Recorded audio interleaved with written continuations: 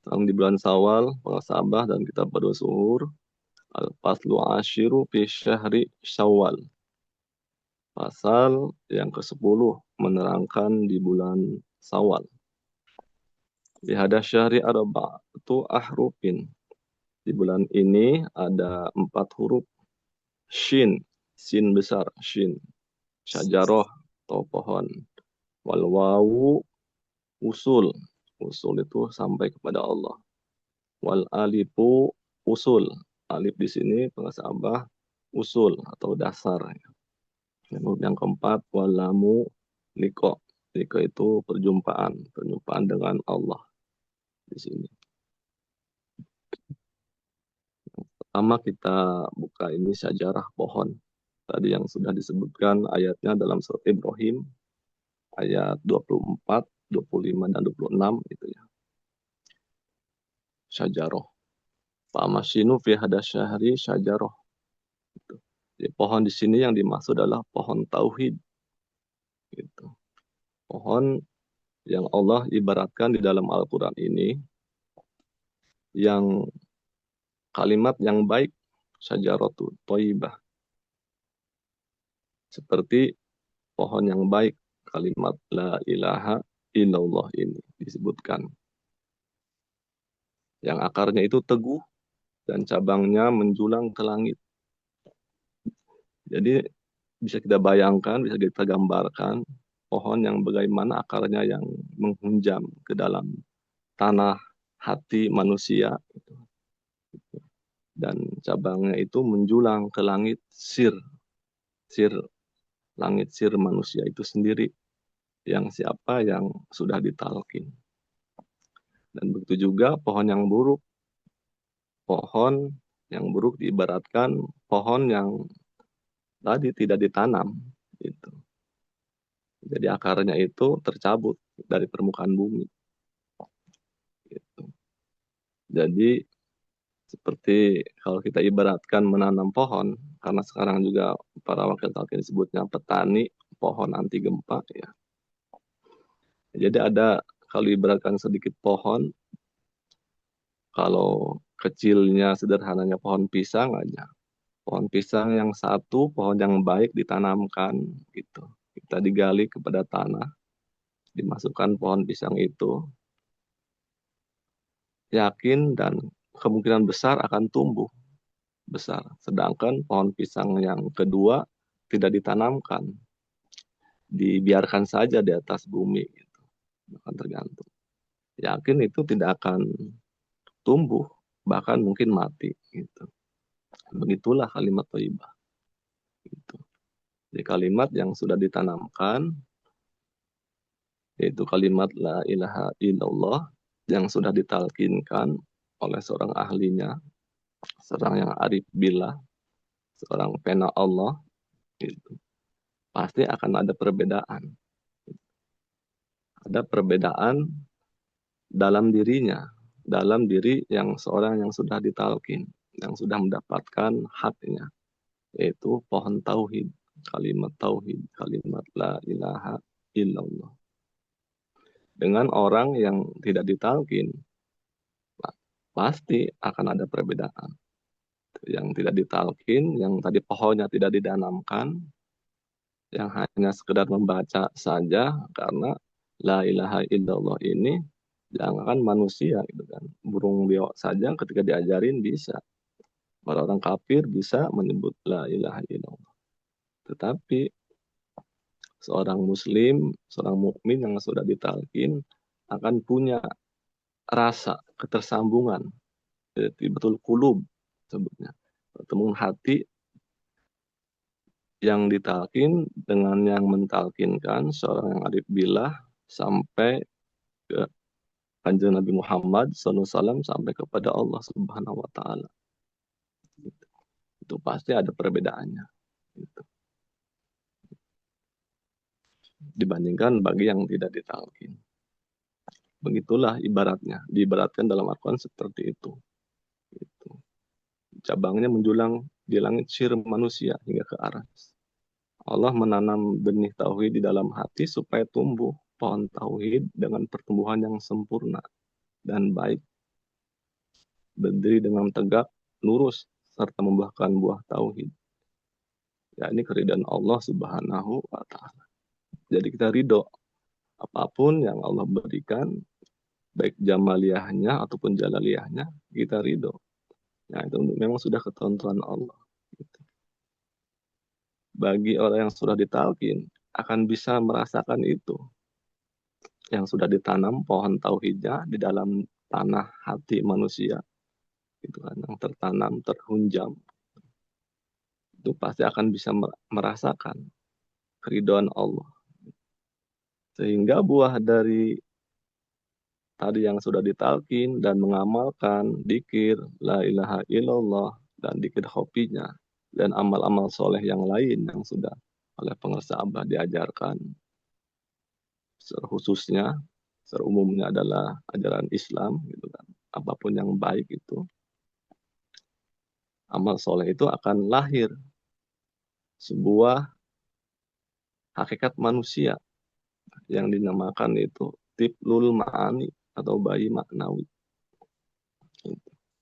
Nah, ini amal buah daripada perbuatan amal baik, amal soleh kita semua. Lahirlah tiplul ma'ani. Siapa ini tiplul ma'ani? Itu bayi maknawi. Dia tidak menginginkan apapun kecuali apa yang dikehendaki oleh Allah Subhanahu wa Ta'ala. Bagaimana halnya seorang bayi di pangkuan ibunya, ia tidak makan atau minum selain apa yang ada di tangan ibunya. Begitulah Allah menggambarkannya. Gitu kan.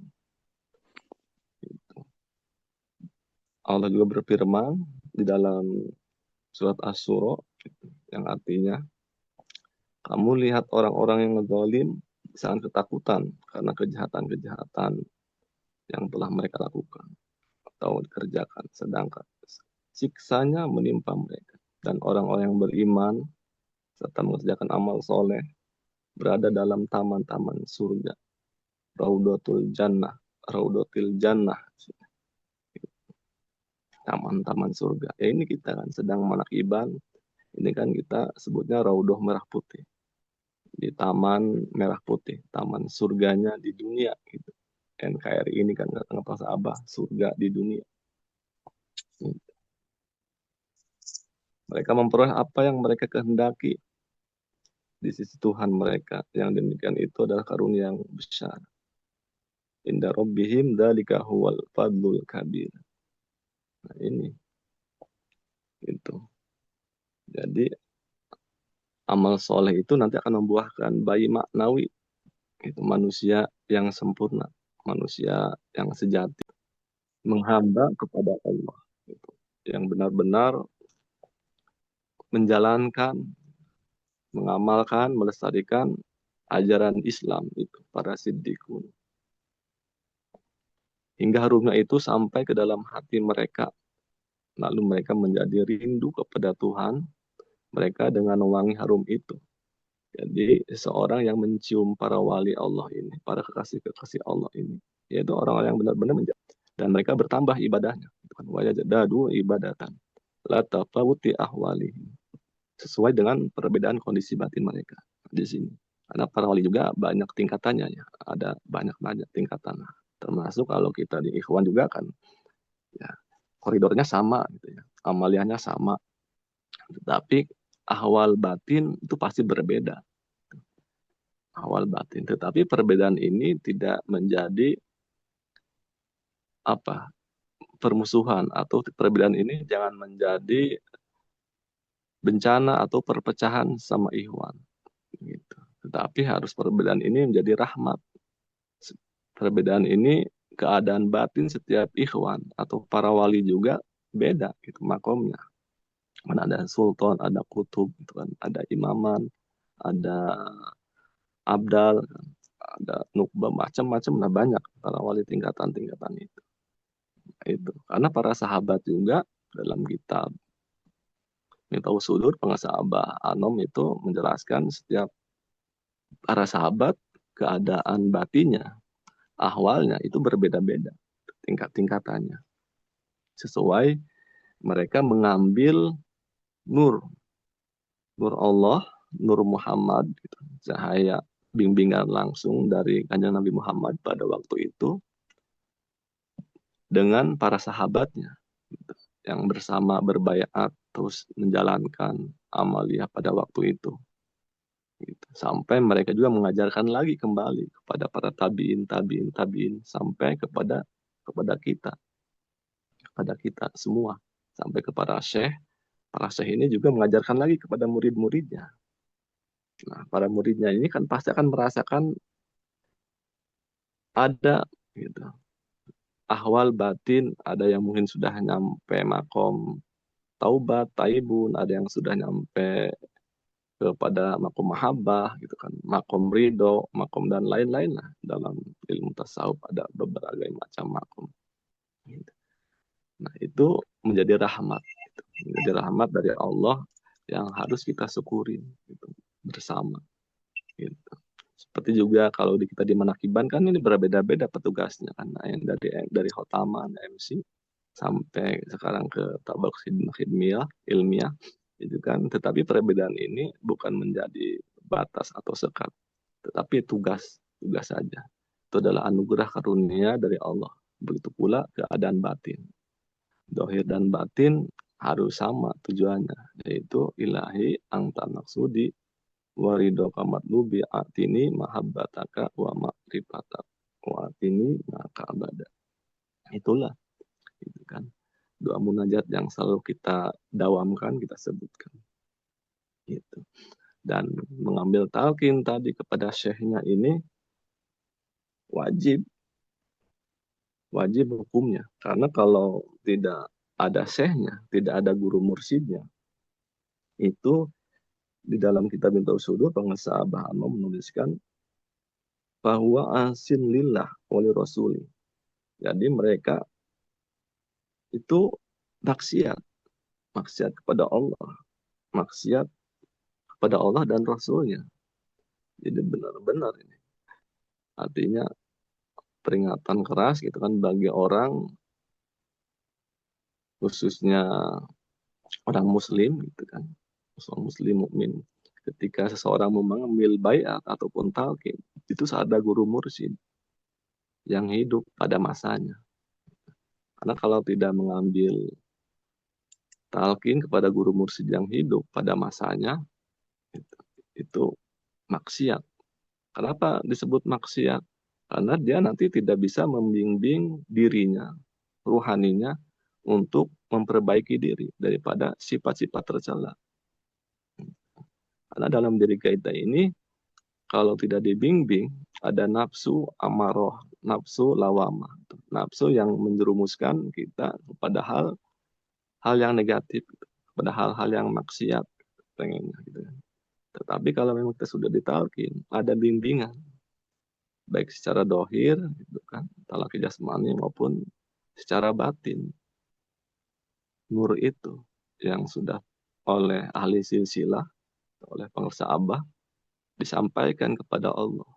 Untuk siapa? Untuk para muridnya yang berbaiat, yang janji setia kepada Allah. Juga hadis yang sudah tadi saya sebutkan, aidakhulun naru ahadun mimma baya'a tahta syajar.